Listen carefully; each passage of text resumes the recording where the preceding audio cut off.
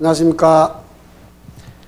쉽고 재미있는 인문학 강의 이성구 강사입니다. 지난 시간에 이어서 성불평등에 대한 것을 좀 다루고자 합니다. 자, 한국 사회가 분명히 성불평등 지수가 매우 높은 사회인 것은 누구나 다 인정해야 되는 그런 상황이거든요. 근데 이게 앞으로 우리 사회에 심각한 문제를 야기할 수 있습니다. 왜냐하면 이미 여성들의 교육 수준은 굉장히 증가되었는데 똑같이 공부를 했고 또 부모들도 이제는 남아선호 사상이라는 자체가 없어졌잖아요. 그건 나중에 제가 한번 깊이 있게 다룰 수 있는데 다룰 건데, 그런 사회에서 결국은 여성의 사회적 지위를 높이지 않는 사회가 된다면은 이거는 어마어마한 갈등이 나타날 수밖에 없는 사회고 왜곡되게 발전할 수밖에 없는 거예요. 자, 그러면 이제 지난 시간에 얘기했지만 집단주의는 이게 획일적이고, 그죠? 그다음에 수직적 사회고, 그죠? 그래서 무언가 우열을 만드는, 그래서 남성적 특징을 위로 굉장히 좋게 보고 여성적 특징을 굉장히 낮게 평가하는, 그러나 개인주의는 워낙 이 다양성을 띠고, 그죠? 수평적이다 보니까 이렇게 골고루 분포되어서 차별적인 요소가 별로 없는 사회다 이거잖아요. 그래서 한국 사회가 결국은 실제 삶은 전부 다 개인주의죠. 지금 우리가 극단적 개인적 경쟁력에만 매몰되어 있는 삶이잖아요. 그러나 국가주도의 어떤 집단주의적 사고가 자꾸 교육되었기 때문에 뭐 여러 가지 장치를 동원해서 이게 자꾸 이제 흡입되었기 때문에 이게 굉장히 익숙해져 있는 왜곡된 사회거든요. 그런데 여기에 이상한 사건이 이제 현상이 있습니다. 바로 최근에 우리 사회가 곁털 깎기를 많이 하죠. 여러분들, 지금 이 강의를 듣는 여성분들도 한번 심각하게 한번 고민해 봅시다. 물론 워낙 사회 구조가 다들 안 깎으면 아주 그냥 나쁜 여자 취급을 하니까 자기도 마지못해 깎는 여성들도 있을 거예요. 근데 그게 깎는 게 과연 편안할까요? 저는 굉장히 힘들 것 같아요. 이 부드러운 살인데 그 살을 면도칼로 이렇게 제모를 한다는 게 얼마나 힘들까. 거기다 그 상처도 날 수도 있고, 그죠? 왜 이걸 하게 됐을까요? 자, 지난번에 우리가 이번 3강 때였나요? 미국의 대선 때 모유 수유를 공개적인 장소에서 하는 거, 그걸 이제 여성들이 옷을 마음껏 갈아입는 그런 사회에 대해서 얘기할 때도 말씀드렸지만은, 여기에 곁을 깎기는 똑같은 어떤 지배 논리가 이제 통합니다. 모유 수유를 그 아름답고 숭고하고 자기 사랑하는 자녀의 배고픔을 달래주는 정말 우리가 감동해야 될 그 모유 수유의 모습을 뭐 혐오스럽다고 얘기하는, 그죠? 역겹다고 얘기하는 그 도널드 트럼프 같은 사람의 생각은 정말 심각한 거죠. 그런데 곁을 깎기가 바로 그 도널드 트럼프 같은 사람의 생각이 반영된 거예요. 뭐 어떤 논리냐면, 자 봅시다. 곁을 깎기는 도대체 무슨 이데올로기가 이제 나타나서 이렇게 됐냐면요. 여기에 등장하는 좋은 사상가 한 사람이 있습니다. 엥겔스라는 친구인데요. 엥겔스가 뭘 말하냐면, 요 내용은 아마 확인해 보고 싶은 분들은 좋은 책을 추천해 드릴게요. 가족, 사유재산, 그리고 국가의 기여이라는 책이 있어요. 뭐 상당히 좀 읽기가 부담이 좀 되겠지만은 읽고 나면 정말 깹니다. 아, 이런 생각이 가능하구나 이건데. 무슨 얘기냐면, 이 엥겔스의 생각은 인류는요, 원래 폴리가무스라는 군혼제로부터 시작합니다. 군혼제. 그게 이제 단혼제, 즉 모노가무스로 발전하거든요. 그러니까 여러 명의 남자와 여자가 함께 동굴에서 짝짓기를 하는 게 바로 군혼제고, 드디어 1대1의 이제 단혼제. 나중에 우리가 한번 가족주의를 다룰 때 이걸 되게 한번 심오하게 다룰 기회가 있을 거예요. 근데 지금 여기에서 필요한 말은 뭐냐면, 인류는 군원제를 좋아해요. 그러니까 우리는 문제가 많이 발생하잖아요. 단원제니까 지금 무슨 말씀인지 이해되시죠? 근데 남성과 여성 중에 누구만 남성들만 이 꿈을 단 한 번도 포기한 적이 없대요. 물론 현실적으로는 다 단원제지만 근데 여성들한테는 그 순결 교육을 통해서 정조관념을 심어가지고 이 여성을 탄압적 수단으로 두고는 남성들은 끊임없이 군원제의 즐거움을 누렸답니다. 그래서 저는 이걸 읽으면서 한국 사회를 솔직히 좀 생각해 봤거든요. 뭐 좀 너무 비약인지 모르겠지만. 근데 이 꿈을 포기하지 않는 사회는 여전히 있죠. 지독하게 여성의 성적 활동을 못하도록 아예 성기를 꿰매는 그런 이슬람 문화권이 있잖아요. 그리고 일부 다처제를 아직도 유지하고 있고, 그리고 결혼할 때쯤 그 성기에 묶었던 것을 풀어주는, 그 다음에 성기의 그 민감한 부분을 막 클리토리스를 없애버리는 그런, 정말 그거는 문화가입니다. 그걸 문화로 인정할 수 없어요. 왜냐하면 인간의 인권을 탄압하는 문화는 문화가 아니고 야만인 거예요. 그런 식으로 유지되고 있는 사회가 바로 이슬람 국가죠. 그러니까 성차별이 극단적인 사회일수록 여성의 순결을 강조하고 남성들의 자유분방함을 보장을 하는 사회예요. 지금 제가 강의를 잘못 오해하시면 안 됩니다. 제가 지금 순결을 부정하자는 얘기는 아니에요.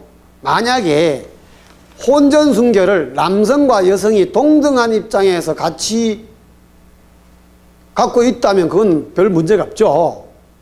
근데 한쪽은 성적 자유를 마구 보장하고 한쪽은 성적 억압을 무지해버리면 이게 나중에, 그죠? 나중에 결혼을 하고 난 뒤에 어떤 문제가 발생하냐면 한쪽은 성적인 활동들이 굉장히 억제되어 있는 것 같고 한쪽은 성적인 것들이 굉장히 좀 자유분방한 거면 이게 문제가 생기는 거예요. 그래서 더 이걸 엥겔스의 생각을 더 이제 우리 현대사회와 결부시키면 순결을 강조하는 사회일수록 결과적으로 남자들은 그 아내와 함께 성적인 만족을 못 누리기 때문에 바깥에서 어마어마한 많은 여성들과 또는 그 접대부나 이런 윤락업소에 가서 많은 활동을 하는 거죠. 이해되세요? 자, 보세요. 뉴질랜드 같은 사회에 가면은 우리랑 정말 다릅니다. 7시가 되면은 대도시 오클랜드조차도 물론 일부 아주 국부 지역에 그런 모습이 띄기도 하지만 거의 다 모두가 다 집으로 돌아가요. 조용합니다. 윤락업 뭐 이런 그런 뭐 유흥가 문화가 없어요, 아예. 대한민국 어떻습니까? 이거 어마어마하지 않습니까? 그걸 고발한 게 바로 엥겔스입니다. 자, 그럼 여기서 또 다른 문제가 뭐냐면요. 또 다른 문제가, 자, 아까지 여성들한테, 자, 저는 이걸 얘기하기 위해서 뭘 좀 얘기하고 싶냐면, 우리나라가 지금 갖고 있는 왜 겨털깎기의 문화가 이제 이게 형성되었는지에 대한 그 사상적 토대를 얘기하려는 거예요. 여성과 남성이 있잖아요. 근데 결혼의 조건이 뭡니까? 결혼의 조건? 여성들한테는 뭘 원해요? 외모죠, 외모. 물론 요즘 와서는 뭐 여성도 슈퍼우먼 그래가지고 뭐 본연적인 어떤 능력도 요구하지만 일단은 외모입니다. 그죠? 그 다음에 섹시함. 그죠? 그 몸매. 예? 그 다음 남성들한테는 원하는 게 뭐냐면 가장 중요한 건 경제적 능력이죠. 물론 전 세계가 지금 이런 추세로 흘러가고 있는데 한국이 이게 특히 심하거든요. 그럼 이렇게 특히 심한 이 구조가 얼마나 이게 천박한 거냐면 쉽게 비유할 수 있습니다. 이 메커니즘 엥겔스의 생각을 빌리면 룸사롱의 남성과 여성의 만남하고 비슷하죠. 자, 룸사롱에 들어간 남자 고객이 거기에 있는 접대부 여성들한테 원하는 건 뭘까요? 경제적 능력 있으면 큰일 납니다. 그거는 그 사람들은 경제적 능력이 굉장히 취약해야 내 그 권력, 자본 권력을 통해서 그들을 조정할 수 있는 거예요. 그죠? 그러면 이 경제적 능력만 저 섹시한 그 여성들한테 바라는 건 오로지 외모와 섹시함이고, 또 반대로 그런 유흥업소에 있는 여성들이 남성들한테 원하는 건 뭘까요? 바로 경제적 능력이죠. 일단 이 경제적 능력만 포커스를 맞추는 것도 웃기지, 좀 안 좋지만 어쨌든 능력이잖아요, 그 사람이 갖고 있는.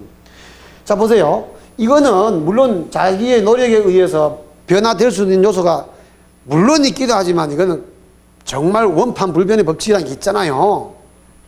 그러나 이거는 정말 자기가 다양한 어떤 방법을 통해서 자유의지를 통해서 변화시킬 수 있는 요소가 많이 있습니다. 그렇다면은 여성들은 정말 힘든 삶을 사는 거잖아요. 자, 근데 어쨌든 지금 우리의 결혼 풍속이 이런 건데 그게 룸사롱 요소와 같다면 우리 남성들이 여성들한테 바라는 유일한 방법의 방향이 뭐냐면 바로 너희들은 성적으로 섹시해야 된다 이거예요. 지난번에 제가 그 3강 때 미국의 이 공개된 장소에서의 그 모유 수유를 그렇게 숭고한 모유 수유를 그렇게 폄하하는 그 구조가 뭐 때문인지에 대해서 간단하게 한번 언급한 적이 있는데요. 바로 이게 뭐냐면 여성의 성적 상품화입니다. 그죠? 이 털은요, 겨드랑이 털은 아마 뭐 불필요할 수도 있겠지만 어쨌든 자연스럽게 난 거예요. 그러면 그거를 가만히 냅둬야 되죠.